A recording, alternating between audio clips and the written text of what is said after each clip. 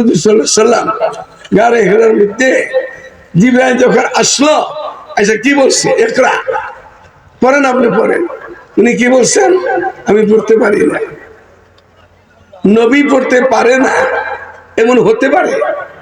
বললেন তো আমি পড়তে পারি না, অর্থটা কি? মানে জিবরাইল তোমার কাছে আমি পড়বো না, পড়তে পারি না মানে তোমার কাছে পড়বো না। এইটা পড়লেও তো একটু কেমন শব্দটা হয়। পাঠাইছে কে? আল্লাহ। এই জিবরাইল কে পাঠাইছে? আল্লাহ। জিবরাইল তো ফেরেশতা করেছে না, পাঠাইছে আসল মালিককে। তো আমি নিজকে ছোট করে দিয়েছে, পড়বো পারি না মানে আপনার থেকে পড়বো না। কেন? আমার উস্তাদ তো স্বয়ং আল্লাহ। নবীর উস্তাদ কে? স্বয়ং আল্লাহ।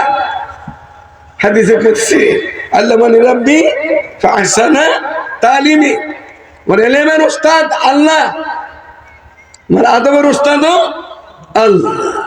যার উস্তাদ স্বয়ং আল্লাহ, তো তিনি বাহকের কাছে পড়বে? নিজকে ছোট করে বলছে পড়তে পারি না। যখন রবের নাম চলে আসছে পড়া শুরু হয়ে গেছে, শুরু করে দিচ্ছে আলিফ লাম মিম। এই শুরু হলো আলিফ লাম মিম দিয়া, হরফে মুকাত্তা। এটা তো এমন তিনটা অক্ষর, এখানে সমস্ত মুফাসসিরিন মুহাদ্দিসিনের একই কথা, আল্লাহু আ'লাম বিমুরাদিহি। আল্লাহ পাক ভালো জানেন এই তিন অক্ষরের আসল বিষয়বস্তু কি, আল্লাহ ছাড়া কেউ জানে না।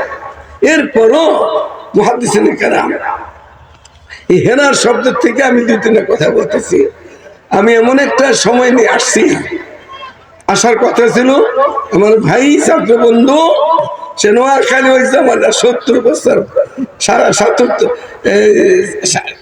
76 না 66 বছর আগের কথা বলতেছি। তো বাবা আমাকে খুব স্মরণ করেন, মহব্বত করেন, এবং আমাদের এই বিপদের সময় ছেলের সব জেলে, তো তখন আমাকে বারবার ফোন দিয়া সান্ত্বনা দিতেন। তার আমার বড় ভাই শুধু এই খাতিরে হযরতের সাথে আমার কোনো কথা হয় নাই, ভাইয়ের সাথে কথা হয়েছে, পীর সাহেবের সাথে। আমি রাস্তায় এসে আমার গাড়ি ঘুরেতে চেয়েছিলাম, তা আমি বলছি আমার সাথীদেরকে, দোষ তো ইনাদের না, ওনারা জানে আমি যাবো রাত্রে 11টায়, তাহলে আমি এখন গাড়ি ঘুরে নিতে সুন্দর হবে না। আমার বিয়ে হিসাব দিয়েছি হাজিবাড়া মাদ্রাসা সেগুলা দিতে, উনি বারবার ফোন দিতেছে একটু তাড়াতাড়ি আসে, আজকে তাদের মাহফিল শেষ, আপনাদেরও শেষ, ওখানেও শেষ, না হাজিবাড়া। তো ওখানে কিভাবে পৌঁছবো আল্লাহ জানে, এই জন্য আমি সময় বেশি নিতেছি না। হেরা গুহার থেকে এই আমানত আমাদের কাছে, যখন জিবরিল আমিনকে বলছেন পড়েন, পড়তে পারি না, পড়তে পারি না মানে পড়বো না। এখানেই সবক। আপনি আমি কার কাছে মুরিদ হব, পিসাব কেমন হওয়া দরকার। এই তিন অক্ষরের ভিতরে আলিফ লাম মিমের ভিতরে দুনিয়ার শুরু থেকে শেষ পর্যন্ত সমস্ত আধ্যাত্মিক সবক গুলো তিন অক্ষরের মধ্যে।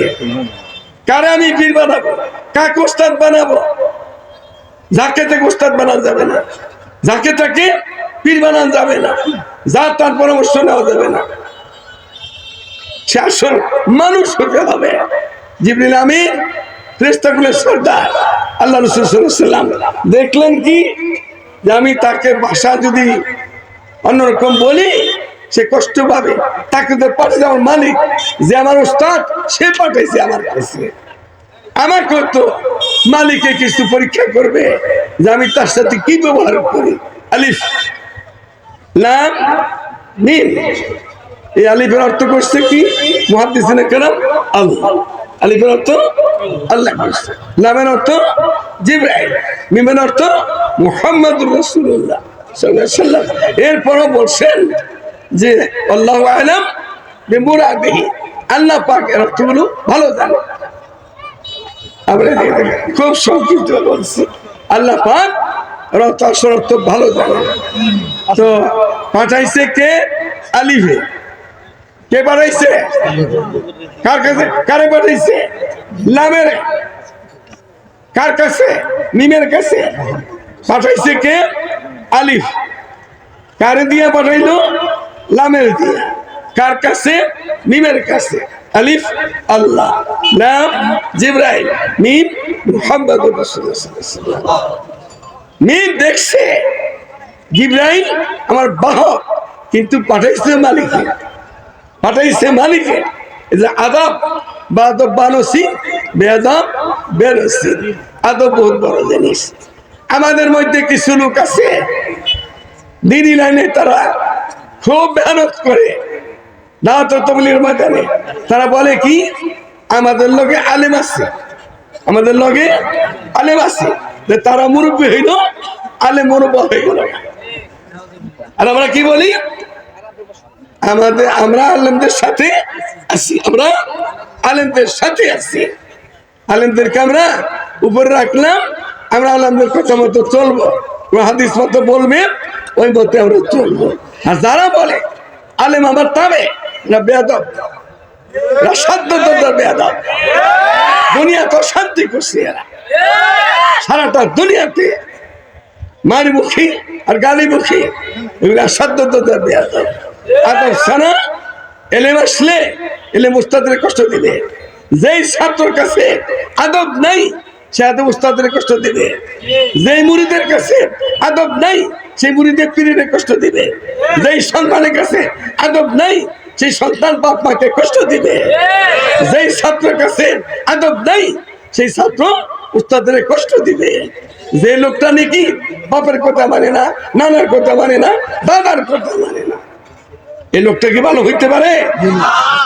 যে লোক দাদা বাপ এমন ভাব, বিশ্বের একক আমির মাওলানা ইউসুফ সাহেব বলেন রহমতুল্লাহ আলাইহি, এমন দাদা যার উসিলা দাওয়াত ও তাবলীগ কাজ শুরু হয়েছে, তিনি হযরত ইলিয়াস সাহেব রহমতুল্লাহ আলাইহি। তারই বাপের আপন ভাইরা, নানা, দাদার ভাই দাদা, নানার ভাই নানা, এরামুল হাসান রহমতুল্লাহ আলাইহি জগতের বড় বড় আলেম। এখন আমার মতো সন্তান তাদের না মানি, আমার আদব আছে? আপনার না মানে আপনার আদব আছে? যারা আদব নাই তার আবার কিসের ধর্ম আর কিসের কর্ম? আদব নাই, কিছুই নাই। ইদা ফাতাকাল হায়া ফাফআল মা শিতা। যার হায়া নাই তার কিছুই নাই, যার হায়া নাই তার কিছুই নাই। যে তার বাপকে মানে না, দাদাকে মানে না, নানাকে মানে না, শাইখুল হাদিস জাকারিয়াকে মানে না, এই লোক মানুষের মধ্যে আছে? আল্লাহ আমাদের হেফাজত করে। ইদা ফাতাকাল হায়া ফাফআল মা শিতা। সাইয়্যিদা আদম আলাইহিস সালাম আমাদের কি আদি পিতা। আমাদের কি, আমরা কয় পিতার সন্তান? 4 পিতা। কি কে কে কে? আদম আলাইহিস সালাম আদি পিতা, ইব্রাহিম আলাইহিস সালাম জাতির পিতা। আমরা যত বছর বানায় রাখছিলেন জাতির পিতা কারে বানাইছিলেন? এই পিতা কই? এই পিতার বেটিরা কই এখন? এই পিতা গেল কই? কোন পথে গেল? কেমনে গেল? দেশ থিয়া পলাই গেছে গা। তার বাপ বানাইছে, যার বাপ বানাইছি না তারা বেয়াদব। আদম হইল জাতির পিতাকে ইব্রাহিম সালাম। আপনারা ঢাকায় গেলে দেখবেন, দক্ষিণবঙ্গে গেলে দেখবেন, যেদিন তারা পলায় ভাগে, আমি তার একদিন পরে আমাদের যে টোলটা, যে পদ্মা ব্রিজে যাইতে, পদ্মা পার হইতে একটা বড় একটা টোল ঘর আছে এখানে। এই টোল ঘরের মধ্যে লেখা ছিল জাতির পিতা বঙ্গবন্ধু মুজিবুর রহমান। যখন সুযোগ দিছে আল্লাহ তাআলা, ওই দিনই আমি এরকম বাচ্চাদেরকে নিয়ে সেটা ওইটা কাইটা দিয়া ফালাই দিয়া, ওখানে বড় রিক্সের জায়গা, সেখানে আমি লেখে দেখছি জাতির পিতা হযরত ইব্রাহিম আলাইহিস সালাম।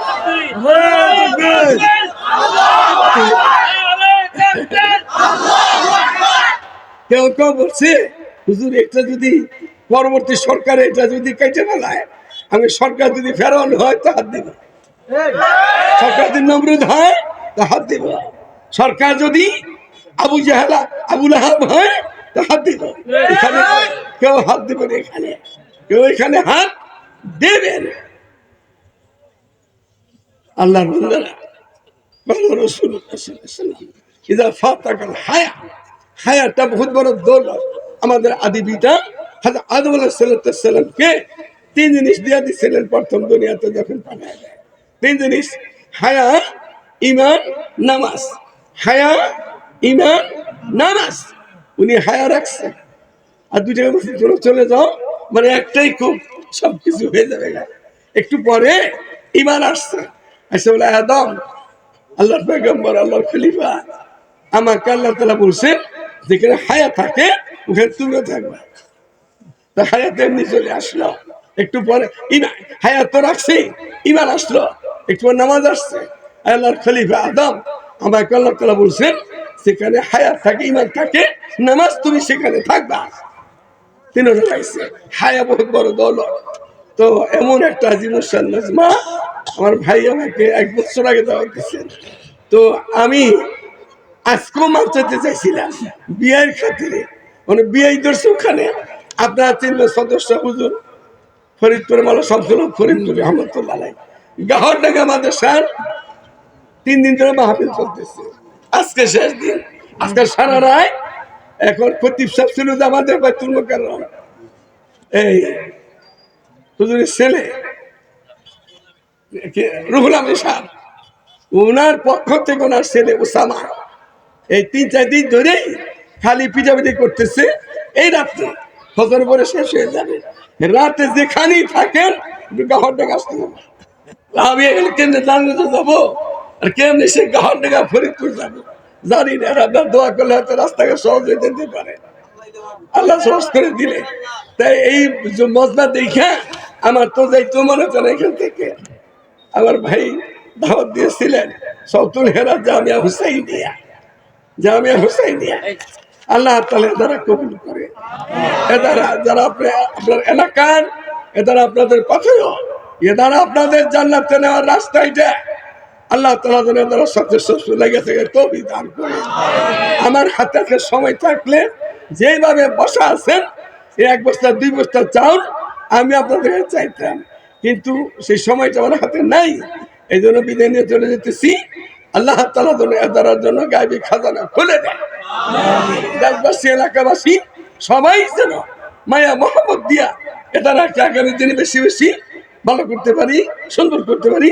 আল্লাহ তাআলা তৌফিক দান করে।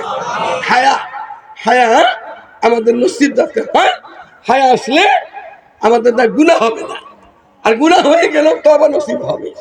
যাদের তওবা নসিব হয় না এরা বড় বিপজ্জনক, এরা বড় বহুত বিপদগামী। এই জন্য তওবা করবো বেশি বেশি, দরুদ শরীফ পড়বো বেশি বেশি, আর তওবা করবো বেশি বেশি। দরুদ শরীফ পড়বো, তওবা করবো। দরুদ শরীফ আতরের মতো জিনিস, আর তওবা ইস্তেগফার হইলো সাবানের মতো জিনিস। কাপড়ের মধ্যে ময়লা লাগছে, এখানে এই কাপড়ে আতর গোলাপ লাগাই দে, সুগন্ধি আসবে না। আগের কাপড় ধুইতে হবে সাবান সুতা দিয়া, তারপরে আতর লাগাইলে সুগন্ধি বাঁধা হবে। আমরাও তওবার সাবান দিয়া ইস্তেগফার গমচুবিনি জুদ ইস্তেগফার কর গম্ব আমরে খালে কামদ কারে কর अगर आलम सरासर खाते बाशत दिले आशे गुले गुलजार बाशत। যখনই গম দেখে পেরেশানি, তখন এটা বন্দুকের নাল দিয়ে যাবে না, পিস্তলের গুলি দিয়ে যাবে না। এটা যাবে কি দিয়ে? তওবার করলে আল্লাহ তাআলা পেরেশানি দূর করে দিবে। দরুদ শরীফ বেশি বেশি পড়বো, তওবা ইস্তেগফার বেশি বেশি করবো। আল্লাহ তাআলা আমাদের তৌফিক দান করে। নওজোয়ান মাওলানা খুব সুন্দর বয়ান করতেছিল, তা আমি আসার পরে তুমি বন্ধ করলেন। আর আমারও বাইকের পরিহাস, সবাই হাতে নাই বিদায়, আমরা বিদায় নিতেছি। আসসালামু আলাইকুম ওয়া রাহমাতুল্লাহি ওয়া বারাকাতুহু।